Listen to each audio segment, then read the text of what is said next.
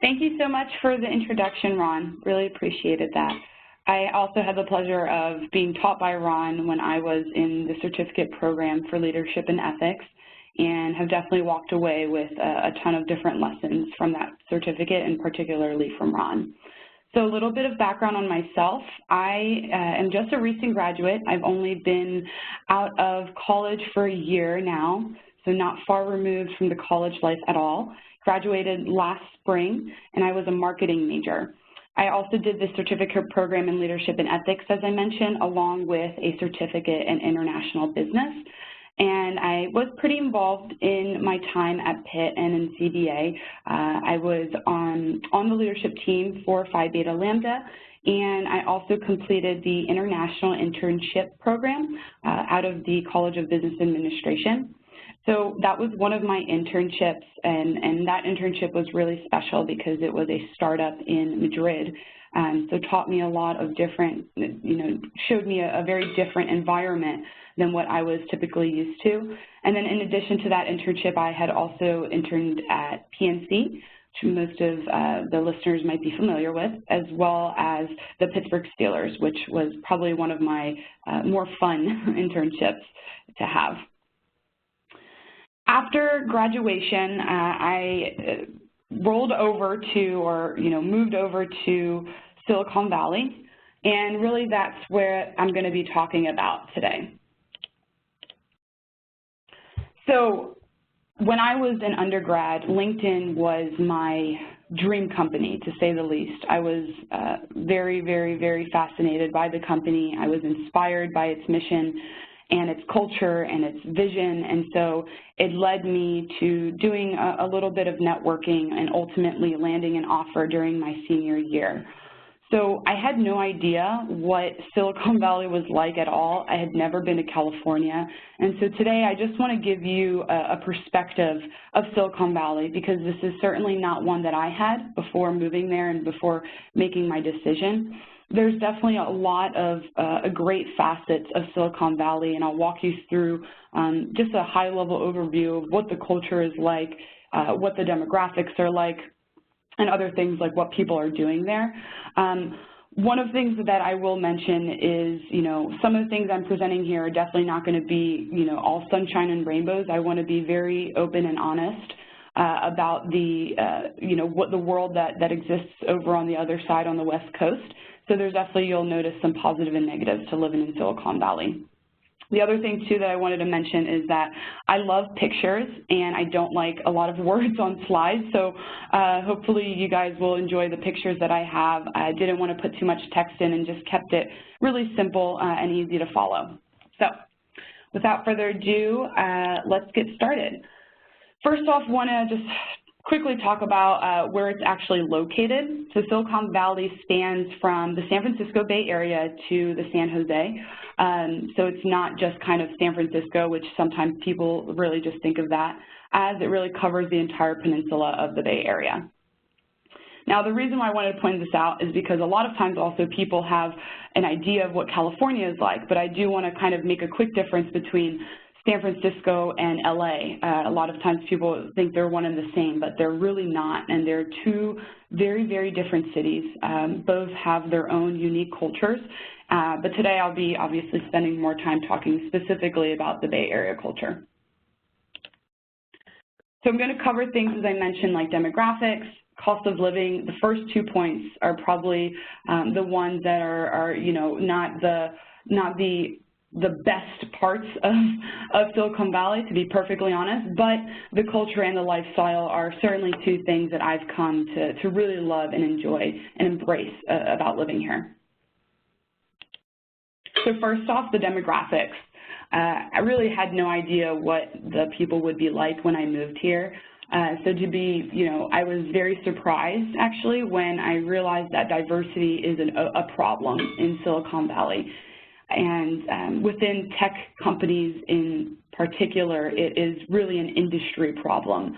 And there's a lot of, talk all the time happening with corporations and even with startups where they're really trying to get these diversity numbers up. So the three main underrepresented groups just tend to be women, first of all. There's certainly a gender gap, and then the two ethnicities that are not well represented here are African Americans and Hispanics. So let's just take a quick look at the numbers here. Some data that I pulled from 4 pretty large companies out in Silicon Valley, including my own, LinkedIn. I want you guys, if you could, just focus on the first half, which is really focused on the Hispanic and Black community. You can see these are some of the 4 most successful companies here, and they have a 3%. Google, for example, has a 3% representation of Hispanics, which is very bad, as well as 2% Black, and that goes down, spans from Facebook to Yahoo to LinkedIn, and even for me being an employee of LinkedIn, these numbers are difficult to look at, right? I wish and hope that we are moving these figures upward. The second thing is the gender. Certainly, I would say that technology, the technology sector and industry is heavily dominated by men, and so you can see at these top companies, again, very imbalanced. The good thing that I want to note is that my LinkedIn does pride itself in being a company that is starting at least to make big strides in setting the example for a gender gap. And so out of these 4, I'm happy to see that LinkedIn is doing better, but still recognize that we are definitely not there yet, and there's certainly still a gender gap that exists. In light of this, there is a younger crowd, so for all the students listening in, you'll fit right in here in San Francisco and in San Jose. The majority of people living here, actually the highest percentage, are falling between the ages of 25 and 34. And so you can see here within San Francisco itself, which I pulled San Francisco data because that is the biggest city in Silicon Valley. And so San Francisco, it's on average about 21% people are between 25 and 34 years old. And then you compare that to California, which is, just at 14%.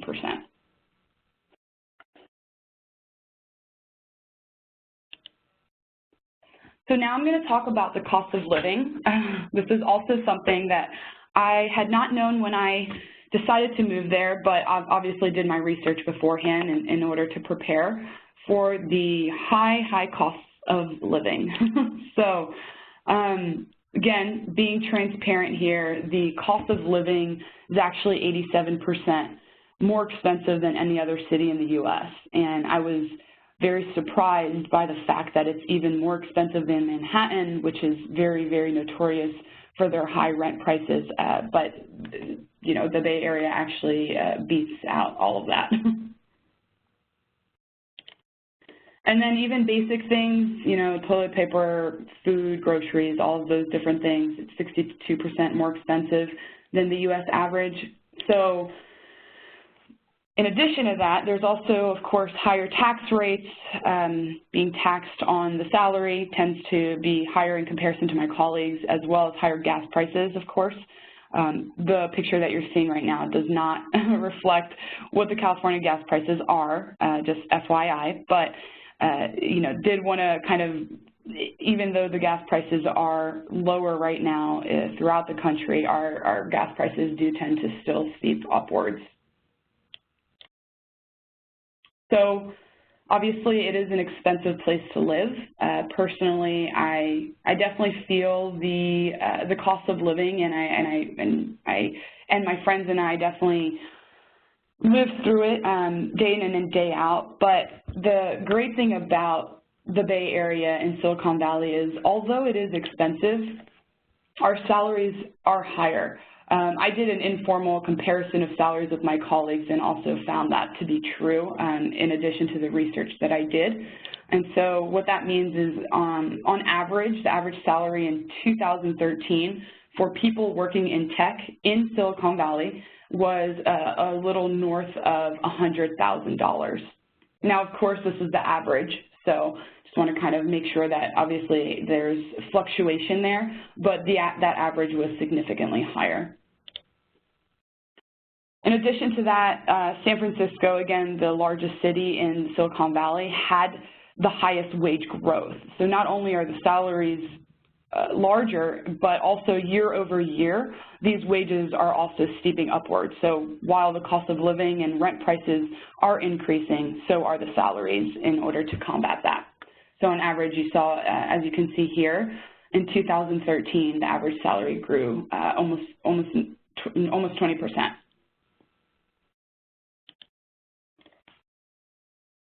So now I'm going to get to more of the topics that I really feel emulate what Silicon Valley is all about. I do believe that the demographics and the cost of living should be very important factors in any type of decision or consideration of moving to Silicon Valley, but I'm also a big advocate of thinking about a culture, because ultimately the culture is going to impact you day in and day out. And it's really going to see if, it's really going to be whether or not it's the right fit for you. So that being said, on a general scale, the Bay Area does tend to skew towards a more liberal side. There's definitely a lot of ways where we can define this, but I'll let you kind of think about, the different issues that are going on within the United States, whether that's social issues, legal issues, or civil issues. But certainly among these issues, I would say that the Silicon Valley people tend to skew more liberally. And so to exemplify that, the new law where gay marriage was legalized, for example, there was huge celebrations in Silicon Valley, as San Francisco was one of the cities that pioneered that revolution. Certainly, I'm sure people are familiar with the whole work hard, play hard mentality. I have never seen it ring more true than living in Silicon Valley. It's certainly a very, very, very work hard environment. People are working their butts off day in and day out and staying late in the office without being told to, working, whatever hours they want, because it's pretty flexible, but people tend to overwork. Even, again, without being told to, just because they're passionate or they're inspired by the work that they're doing here. And then another emphasis on the play piece, because certainly on the downside, there's a lot of opportunity to hang out with coworkers, to get drinks with colleagues, to go to a happy hour, to go to an event on the weekends. There's always tons going on here. It's a very, very lively and active city. And so these people, I'm fortunate to say that these people are some of the hardest workers and some of the smartest people that I've had the pleasure of working alongside of. But equally enough, they also play too, and they do know when to kind of break away from all of the work that they do and also enjoy time for themselves. As you can probably imagine, and as you probably are already aware of, it's the place of innovation. It's where technology is happening. Silicon Valley actually was derived by a term that was referring to chip manufacturers and innovators a long time ago, and has now become the name to symbolize the technology revolution that we're in right now. And so every day, everywhere I go, I'm hearing about a new idea. I'm hearing about the next best thing. It's not uncommon for me to be on the LinkedIn shuttle on my way to our headquarters, and I look to the right side of me, and there's a Google self-driving car, no driver, no passenger, just literally driving on its own on the highway. And it's something that I was completely struck by when I first moved here. But, you get used to seeing all of the vast ideas that are taking place. We are the place where a lot of the beta testing for technology happens as well. So, for example, Google Shopping Express, we were the ones, the residents in Silicon Valley were the ones who were able to test that, whereas I believe now there's a fee to get Google Shopping Express. And then also, we're the first to hear about the new Apple Watch or things like that. It's definitely something that's very prevalent within Silicon Valley. So when I was at Pitt, there was a lot of events that I went to within the business community, networking events, workshops, and a lot of time they were business professional, and then, or at least they were business casual. But so moving to Silicon Valley and working in tech completely took me by surprise. when I realized that I would never wear a suit ever again, actually, once I moved to Silicon Valley, and that's stayed true. I haven't worn a suit, a professional business suit, since my interview actually with LinkedIn. So as you can see, this is kind of a little bit of a representation that I found on how women and men are dressing, and actually I would say it's extremely accurate. The only part that's probably not accurate is if you look to the right bottom corner of the suit for the women, that actually I've never seen a person in a suit walking around our office unless they're like a visitor. And so this is primarily how people dress. It's just casual. You can definitely be trendy casual, more fashionable. People are definitely more fashionable than others. A lot of times I wear just a t-shirt and jeans, but other times if I have an important meeting, maybe I'll wear a blazer or maybe I'll throw in some heels. And then for guys, as you can see, keeping it casual, t-shirts, a hoodie, maybe some nice slacks or a button-down is fine, but certainly, nothing too crazy or nothing too overly dressed up.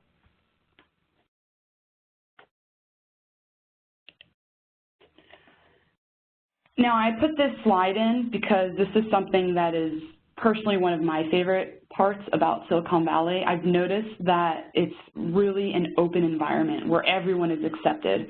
I definitely think that because of the fact that in the 60s the whole hippie revolution happened here, that is still kind of in the air, where in the sense that people just want to be friendly and everyone wants to be friends and everyone believes in peace and joy and happiness. It really is that type of environment. And so even if you dress unusually, you won't be judged, or if you dress differently, you won't be judged. Where my brother, who lives in LA, he said that it's really different from the Los Angeles type of people, where they're definitely much more fashionable and they really care about the latest trends and the latest brands and things like that. But I would say in Silicon Valley, anything goes, anything at all goes.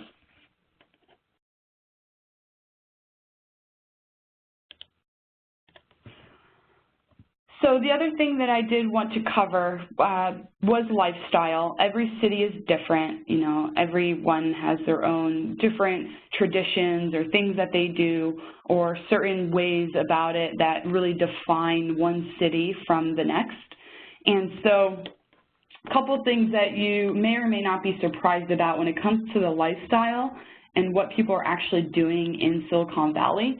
This one shouldn't be surprising. Startups, and a whole lot more startups. I think I come across a new startup idea from someone that I've heard of in an Uber ride, or someone that I've met, from a coworker. And so all of these different ideas are bouncing around and actually being put into action here. And so there's not a day or not an Uber ride, honestly, where I'm not meeting like the CEO or the CMO of this startup, and he's telling me his idea, or she's talking about how she's going to become the next Steve Jobs. So there's a lot of people here with great ideas, and if anything, it's such an inspiring place to be. I meet a lot of people who are smart, have different stories to tell. It's rare that you actually meet a San Francisco native. Most people are coming from all over the world or all over the country and coming to Silicon Valley for the sole purpose of getting their startup up off the ground, and actually being surrounded by the resources that exist here, of course, is another reason why people choose to do their startup in Silicon Valley.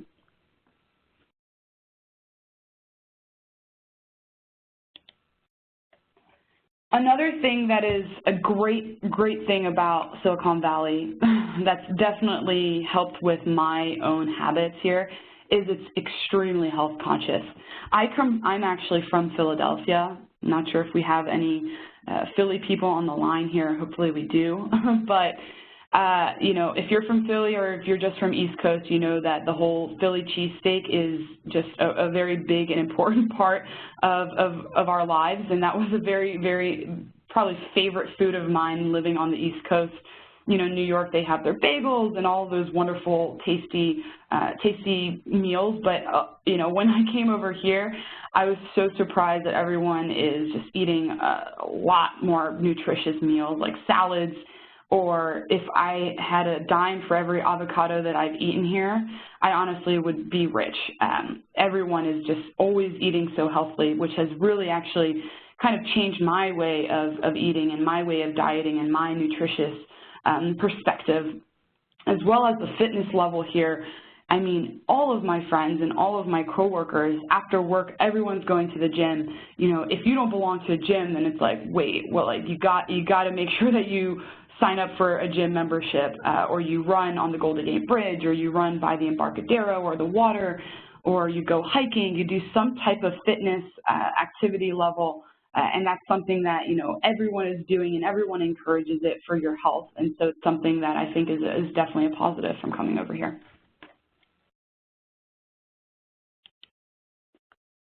This is a great, I think, picture or representation of, one, what I do on the weekends, and two, what and how a lot of people spend their time here. So this is a picture of Dolores Park, which is one of the parks and the park that I actually go to most often on the weekends, because it has a great view of the skyline and there's a lot of people there. You grab a blanket, sit down with your friends, and you just relax. Parks are very popular within Silicon Valley, and then also hiking and festivals and concerts. I'd say there's probably a festival or a concert taking place every weekend here in Silicon Valley. So there's never a boring time or a boring weekend, even if you don't have anything to do on the weekends and you want to take a break, of course, from working.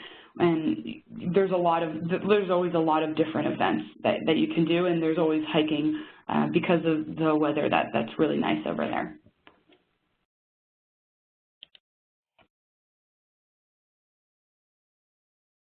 So you probably have maybe have heard that tech companies tend to have lots of perks, and it is true. I would say, rule of thumb when it comes to perks, two rules of thumb. One, the larger the company, the more perks that the company has to offer, of course. And then two, yeah, there's a lot of perks, but it's our job as an employee, it's my job as an employee, for example, really not to abuse our advantages, right? So the perks are awesome, right? They're great. We get free food. Some tech companies get nap pods. There's a lot of arcade games going on. There's lots of benefits and lots of perks to working in Silicon Valley, and specifically for a tech company. And I think one of the best, reasons or why they would actually implement such a expensive, basically such an expensive employee benefit, right? Because these perks are very expensive to maintain. Food is very expensive to provide to your employees, but it really motivates us, my colleagues and myself and my friends who work at other tech companies. The fact that we do have perks, and the fact that our companies are giving us free time, and the fact that if I want and I'm really feeling stressed out and my boss tells me, go to the ping pong table and just let it out on the ping pong table, or go around the block and just, take a quick nap. I mean, the fact that I can do that, it actually motivates me more. So it's interesting, the psychology of it, right? So I believe that they use these perks not just because they love us and they want to take care of us as employees, but really because it's actually an intrinsic motivator to continue to work hard. With the perks, I'd say LinkedIn definitely has some cool perks. Probably one of my favorite perks of working at LinkedIn is the food, honestly. That's just, again, another expense that I don't necessarily have to worry about. But again, it really depends on the size of the company. So, for example, I am fortunate enough to get a couple meals daily, but my friend who works at Fitbit, he actually gets meals every other Friday, and then every Tuesday as well. So all of those different factors are going into how big the company is, but I have no doubt that at some point Fitbit will be having regular meals every day.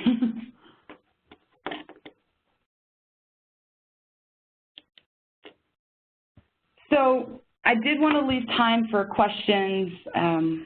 Looks like we're about 11:30 here, or 12:30 here. I'm on the West Coast, of course, so it's 9:30 a.m. But I wanted to close out with saying that there's certainly positives and there's certainly negatives to living in Silicon Valley. The positives, of course, is for me the culture, the vibes, you know, the people here, they're super smart, they come from all different walks of life.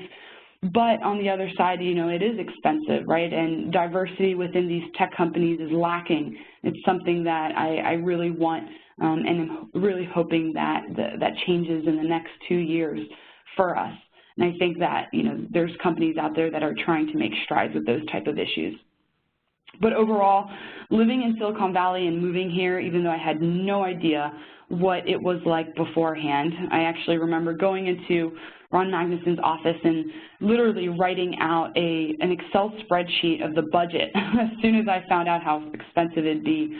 I had no idea what I was getting into, was not prepared for any of the things that I've experienced in the past year, but I can say that moving here and living here now and being engulfed in this type of environment and culture has definitely been the best decision I've ever made. And while I didn't necessarily know what I was getting into, I wouldn't change it for the world.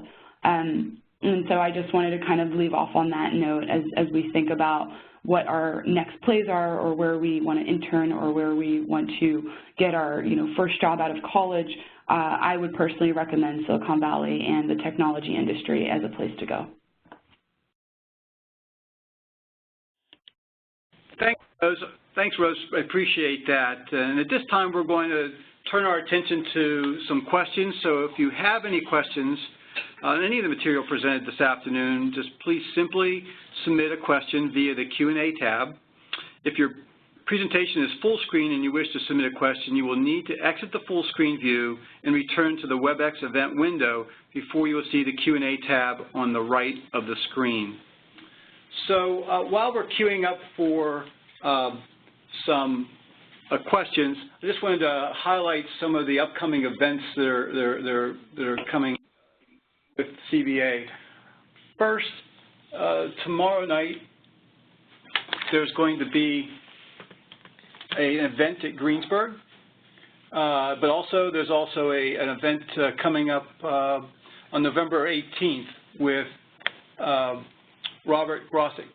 And I encourage you to take advantage of that, and you can register on the CBA Pitt 20th anniversary website. Next, I also want to bring to your attention, this is what I was thinking about, because Dean Morrell is going to be in Greensburg, a place near and dear to my heart. That's tomorrow. Also tomorrow, there's an admissions webinar, and also on November 23rd, there's a healthcare panel. So I just wanted to draw these to your attention and encourage you to take advantage of all the things going on at CBA as we celebrate our 20th anniversary. I can see we have some questions queued up, actually a lot of questions. And so, Rose, we'll just go ahead and start in with them. The first one, Rose, is if you had one piece of advice for people who are committed to move to the Bay Area, what would that advice be? That's a great question. I would say do your research and really think about what company and what type of environment you want to work in. So if you have an idea, that's really great. But a lot of times if you just know that you want to move to the Bay Area, you just know that you want to be in technology, I'd really do your research and do a quick self-analysis and self-reflection about what it is do you want. Do you want to be in a startup? Because a startup company is completely different from one of the larger tech companies like Google or Facebook or LinkedIn. They're very, very different. And in fact, there's people that leave startups for these larger companies, and there's also people that leave these larger companies because it's too big and they want to go to a startup environment. So I would say just really think about what it is you want. Think about, what's important to you. Is it working really, really hard, getting as much experience as you can get? That might be startup, right? Or having as much flexibility as you want? That might be the startup environment that you're looking for. Or do you really want to see the way that a successful business operates and have the ability to come up with fresh ideas for this business? That might be the larger corporation. And then the other thing, too, is just really do your research on where you would want to live. I definitely did tons of research on just living here. You certainly can't just pick and choose exactly where you want to go. There's tons of areas around here. There's San Francisco, there's San Jose, there's Santa Clara, there's Cupertino, where Apple is headquartered. There's tons of places that you can live and work in. Really, just doing your research and understanding those pieces is probably the one piece of advice I'd give. Thanks, Rose. Question is, you had mentioned before you thought the diversity could be improved, and this is an interesting question we received. Do you think there are opportunities for people who are older and are pursuing a second career? In other words, do you see any age discrimination issues? No, I don't see any age discrimination issues, and I think that is a really good question and a very, very fair question. It does tend to skew on the younger demographic, but after the ages of 25 and 34, the next largest segment of people are actually between the ages of 35 and 44. So there's certainly a lot of people who are coming here to pursue another career, but I would say there's definitely a demand, right? Because all of these students, all of these recent grads are flocking to Silicon Valley. And a lot of us, for example, and myself, don't really have that much experience. So I have to learn and I have to gain the skills, and it's going to take me a couple of years. I think the benefit actually of being older and wanting to move to Silicon Valley is that you have experience by now and you have skills that you can attribute and that you can give value to the company because of that. And so if certainly for manager positions, I would say that's something that I know, for example, LinkedIn is obviously definitely hiring people with more experience when it comes to a manager position, and those people with more experience tend to skew on the older side. So I would say definitely not any types of age discrimination, just those are just what the numbers look like right now. Okay, here's another question, Rose. Here's a person that would love to have a job, seeking a job with a company headquartered in Silicon Valley, but the actual location of the position they're looking for is in another part of the country. Do you have any advice, the process of how one might go through that? That's a good question. So that's a kind of a tough one to answer, just because if you really want to move to Silicon Valley, I would say do it. My advice is if you really want to be engulfed in technology, then do it. But if you are really passionate about this company, this particular company, and even this particular position, then, right, that's something that you have to think about. Are you willing to kind of sacrifice living in Silicon Valley for this company? I would say, you know, that's something that you really just have to think about on your own. What's more important to you, the company and this position, or the idea of living in Silicon Valley and being surrounded by all of these different innovations? And so, if, for example, you know, if I had to go back and if LinkedIn had offered me a job in New York, and, you know, I really wanted to move to Silicon Valley, for example, which I didn't, but saying if I did want to really move over to Silicon Valley, but I also had thinking about my company in another city, personally for me, I would follow the company, just because, you know, my passion lies with the company, and there's sometimes opportunities once you get into the company to relocate. So I would say really just trying to analyze what's most important to you, living in Silicon Valley or the company and the role itself. Thank you. Here's along those same lines, the next question has to do with the real estate prices and the general cost of living. And the question is it, given how daunting that is it how welcome would an outsider feel moving into Silicon Valley? Well, the prices are not pretty. I'd say my rent is about 5 times more expensive than when I lived in Pittsburgh. So it's the numbers aren't pretty, right? But when you come over here, the hospitality is live, existent, and it's very present. So I would say that outsiders are more than welcome. And if anything, the city is made up of outsiders. So when it comes to people coming from another city, another state, another part of the world, that's exactly what exists here. It's people from all over the country, from all over these different cities. So outsiders are very welcome. I would just say that those outsiders like myself, I was certainly an outsider, you just kind of, you know, take a little bit of time to really understand the environment take a little bit of time to really understand the cost of living, but there's definitely no types of kind of, again, it's a very no judgment zone. But I'd say for outsiders, it would be just a big surprise, like it was for myself, to understand what the cost of living was. Definitely took me by surprise. And so it's something that, you know, you get used to and you make up in other ways. Along those same lines, do you have any advice for how many visits you would make to Silicon Valley before accepting an offer? You know, I don't know what your process was, but this person wanted to know how many visits you thought was appropriate. Yeah, that's tough too. Personally, I visited during my spring break senior year at Pitt. So I got my offer in the fall, and then in the spring I was like, okay, I'm going to go check out this city. I'm going to go check out the environment. And I only visited once, and then later that summer I moved there. So for me, that was personally enough. I had gotten a great taste of what it was like. My roommate, for example, though, had not even moved out there, or had not even visited there before she moved out there. So she just really went out on a whim and just completely packed her bags and moved over there. But I'd say it's difficult to kind of think about that because, you know, for example, when you get your offer letter from a company, say you get an offer from a company in Silicon Valley, you're not going to have, usually, I've never heard of anyone having more than like 4 months or more than a month's time. So you're not going to have 4 months to think about this. So if you want to plan a trip out there and then base your trip off of that decision as to whether or not you're going to accept this offer, then you can do that, but that's going to be a very quick kind of planning period, I believe. So I kind of accepted my offer, and then I visited just to kind of see what it was like, and then I moved out there. But I would say, you know, as long as you at least move, as long as you see the city once, I think that's definitely a good, that's enough time for you to get an understanding of what it's like. Okay. Well, you mentioned culture shock about moving to Silicon Valley.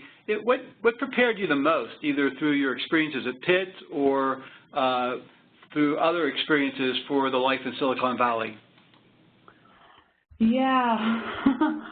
I don't know if I was honestly prepared for some of the things that go on here, really. It's a very, very liberal place. And I live in one of the most liberal neighborhoods, actually, so I see some pretty eccentric things. In no way does that mean that it's kind of, you know, scary or dangerous. That's really not what I'm referring to. It's just something that's out there that you would not see happening on the streets of Pittsburgh, for example. Luckily, I think that, you know, my mom and I think just America, honestly, is a very accepting place, and not to be judgmental of things that you're unfamiliar with, and not to be judgmental of, you know, surroundings, and really try to take a second to really think about the fact that this is not what you're used to, but something that, you know, is very prevalent here, and it's something that is part of the culture. And so I would say maybe being exposed to other cultures, for example, going to South Korea once, when I went to South Korea, was extremely different, and, you know, going to Europe is extremely different. So for those of you who have been out of the country, that might be a really useful skill or a useful perspective to have, because coming here is like going to another country. It's vastly different. My mom, who actually visited this past weekend, it was Bring In Your Parents' Day at work last week at LinkedIn, and so she came over and visited, and even her perspective, she said, this is like a different country. She's like, this is just so different from anything she's used to, and she couldn't stop staring at everyone. I'm just like, Mom, don't stare. Everyone's just doing their own thing here. Anything goes in Silicon Valley. This is an interesting question. You know, the question is that you always hear about the interview questions from companies in the Silicon Valley as being very conventional. Do you have any advice to prepare for any off-the-wall questions you might receive? So what did you say, very unconventional, did you say? Oh, yeah. Yeah. So I actually worked in recruiting for a little bit at LinkedIn. That was part of one of the rotations I did. I did recruiting, I did operations, and then now I'm in sales. And so in my recruiting rotation, I actually got some exposure to the questions that we would ask as a company, for example, and we had heard about the companies that Google asks. I have friends that work at, you know, Facebook and Twitter and Uber, for example, and they get asked these really outrageous questions. So number one, the question or the questions are really, really not designed for an answer. They don't want an answer, actually. They're not looking for a number. They're not looking for you to do a statistical analysis on the spot. They are solely trying to follow how you think about a problem. They're trying to figure out how you react to a tough question. They're watching your body language as to how you are managing a pressured situation. So I like to call those stress questions because they stress me the heck out whenever you know, I hear about those or whenever I was asked one. So an example of one that I hear, you know, sometimes being asked is if you are in a, you know, 9-by-9 sized room, how many tennis balls can you fit into the room? You know, like who in the world would actually ever know how to answer that? Or another question is, let's see, they ask, I know Google has asked, like, how many potholes are there in Silicon Valley if there's one on every street in every city and there's, you know, 40 cities? I mean, I don't know. There's a lot of numbers that go into that. Those questions, like, they really don't expect an answer. And if you try to come up with, like, some answer, that would not be the right way to answer that interview question. They're really trying to just see how you would walk through that. So maybe an answer could be something like, okay, well, let's see, if I have a 9-by-9 room and if I can stack a certain amount of tennis balls on the ground floor and then I put another stack of tennis balls on top of that and created a certain amount of rows, then I can take the area of the entire room and then in addition to that, combat with that with the perimeter. I don't know. You would really just like start thinking about it and take your time with how you would walk through it. I know one other method that is being used by tech companies is they basically will ask you to define leadership, right? So they'll say, hey, Rose, define to me what leadership means to you. And so I'll give my definition of leadership, and then as soon as I finish, they will ask me, so what's 37 times 37? And they're like, don't use a calculator, don't write anything down. In your head, what is 37 times 37? Now, at that point, they're actually looking for a number because that's a math problem. Like, you know, you want to give them a number. So they're not looking for the right or wrong answer, by the way. If you answer that incorrectly, I know my friend who actually works at LinkedIn, she got this question, and she answered like 612. So I think she tried to, like, add them in a very wrong way. It was just completely wrong, and she still got accepted here.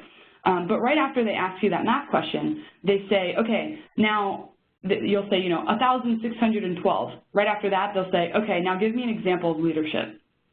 So with that type of interview question set up, the reason why that exists is because the interviewer asks you, number one, to define leadership, then they trick you and give you a really tough math problem, and then they go back to the leadership question to see if the example that you give of leadership coincides with the definition of leadership that you gave, and those have to be consistent.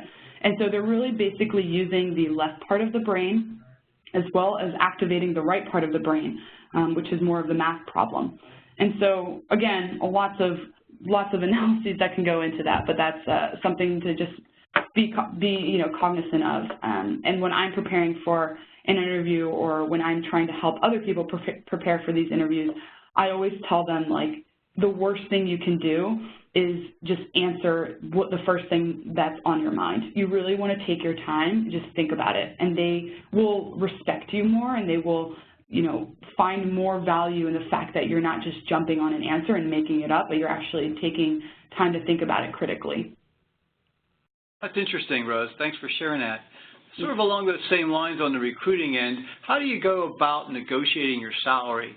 So, for example, do you have any tips if you're being offered a job in San Francisco versus what you currently make in a place like, say, Dallas, where the cost of living is less?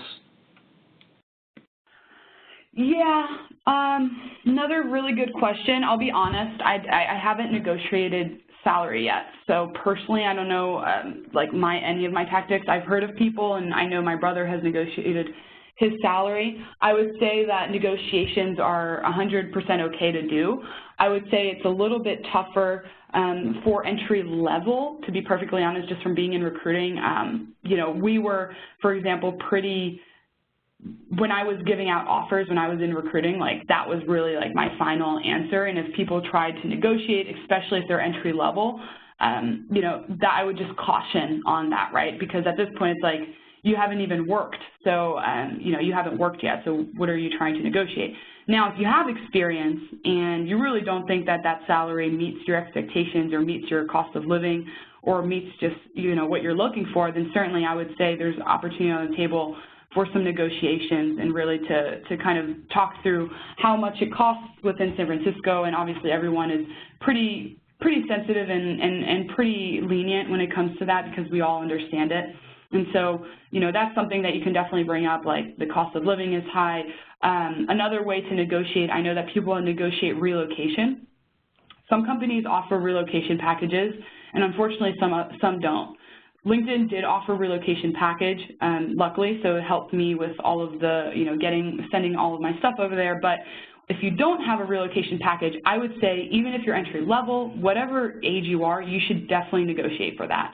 And that's something, again, that the company should be willing to understand and ask them, do you have a relocation package? Okay, no. Well, you know, I'm coming from the East Coast. It's going to cost me about $5,000 to move over here, including my flights, including moving my furniture, including finding an apartment, all of those things. You know, you can talk about how there's other people that have gotten relocation packages and, you know, think about it smartly and do your research, of course. Don't just like negotiate just to negotiate. Really do it if you sense that there's some type of unequal balance. But that's a little bit, you know, a little bit outside of my scope just because I haven't done that yet. Thanks. So shifting gears a little bit, do you see a saturation point of startups looking for resources in the Silicon Valley? In other words, do you see a next Silicon Valley and other cities that you're hearing about? Yeah, I love this question. Definitely. There's so many startups here. There's so much technology going on. And bottom line, it comes down to the cost. Again, it comes down to the cost. A lot of these tech companies are like, no, this is way too expensive to manage our headquarters here, or our offices and rent prices and leasing prices are too expensive for these tech companies and these startups. So they're definitely moving elsewhere. I would say that New York City is expanding pretty well with their tech presence. I know that like one of my favorite startups is located there, Venmo. If anyone uses Venmo, they're headquartered in New York, for example. I know that LinkedIn, our second biggest office in the United States, is in New York in the Empire State Building.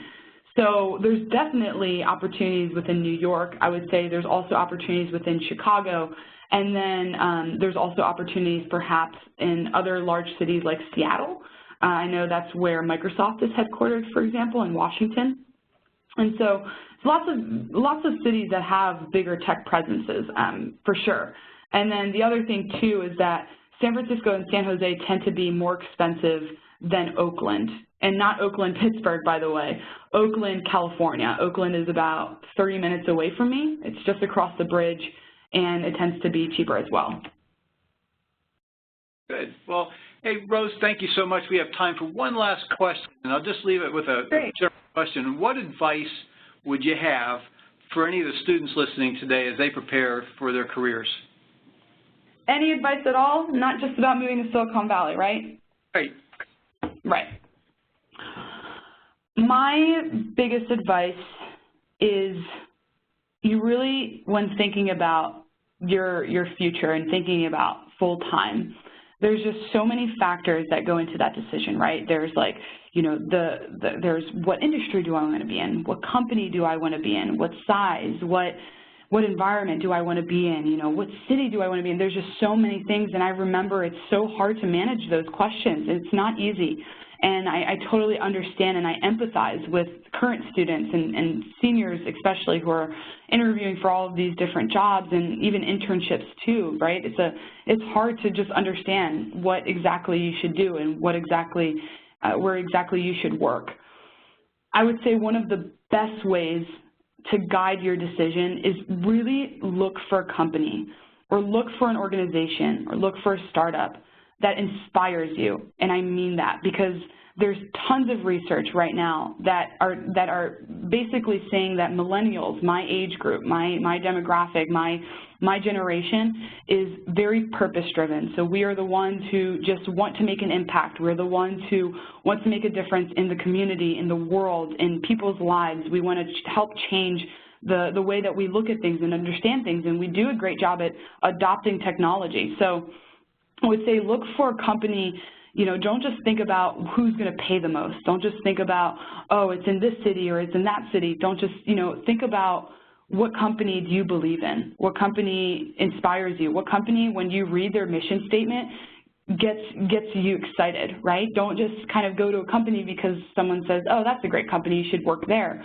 Only do it if you are truly passionate about it. And the reason why I say that is because, one, you'll do better in your interview, I promise, because your passion will shine and the interviewers are looking for your passion. And two, you'll be happier every day. When you do get that offer from the company that you really want to be at, you'll feel better every day, and you'll be thankful that you worked as hard as you did to get to somewhere that was worth it and to get to somewhere that inspires you. I'd say that I'm lucky in the sense that I was not giving up on LinkedIn. I actually got rejected from LinkedIn 5 times. I got rejected 5 times. There's not a huge network of people at LinkedIn over here, but I knew that that's what I wanted. And I wouldn't stop until they gave me a chance, or they let me at least talk about how much I adored their vision and how passionate I was about their company. And if you do that, if you show your passion and you really explain to them why you want to work there and you mean it, you know, you're genuine about it and you don't stop going after it, then there's no way in the world that you can go wrong. Oh, Rose, that's great advice. You're living proof of that. I can remember you often talking about how passionate you were about LinkedIn, and it's great to see it come to fruition. Well, we're running short on time. Do you have any last comments you wanted to share with us before we close today's session? The only thing is that, you know, I was really excited to do this because I am a huge advocate, obviously, of University of Pittsburgh and more specifically CBA. It's taught me a lot. I really would not be here if it hadn't been for CBA. I would say that there's, you know, a tendency in college to just kind of ignore a lot of the networking events that are offered to you or a lot of the different opportunities because there's, you know, to be honest, a heck of a lot of them, right? But just, you know, even though you're in college and you should have fun, right? Like, remember also the real reason why you're there. So I always talked to when I was a senior and I taught some freshmen at Pitt. I always told them that for me, I kept a 60-40 split between my time. I had 60% going into my career and my academics, and I had 40% having fun. And some people were like, no, it should be more like 70-30. Other parents are like 80-20, but for me it was 60-40, and it worked out for me. So the takeaway there is really, as long as you make sure that the academics and your career and your professional development come first, they should always be the priority over having fun. You can still have fun. I had tons of fun when I was in college, but also realize that after those 4 years, that fun is going to turn into something else. And so just really recognize that these type of, you know, you attending these type of sessions, you networking and going to the career conferences is extremely beneficial and is a huge part of your career. So connect with me on LinkedIn, anyone and everyone, please. If you do connect with me on LinkedIn, my name is Rose Choi, a huge advocate of people connecting with me. If you don't mind, though, I do receive a large amount of connections now that I work at LinkedIn. So if you could just write a quick message.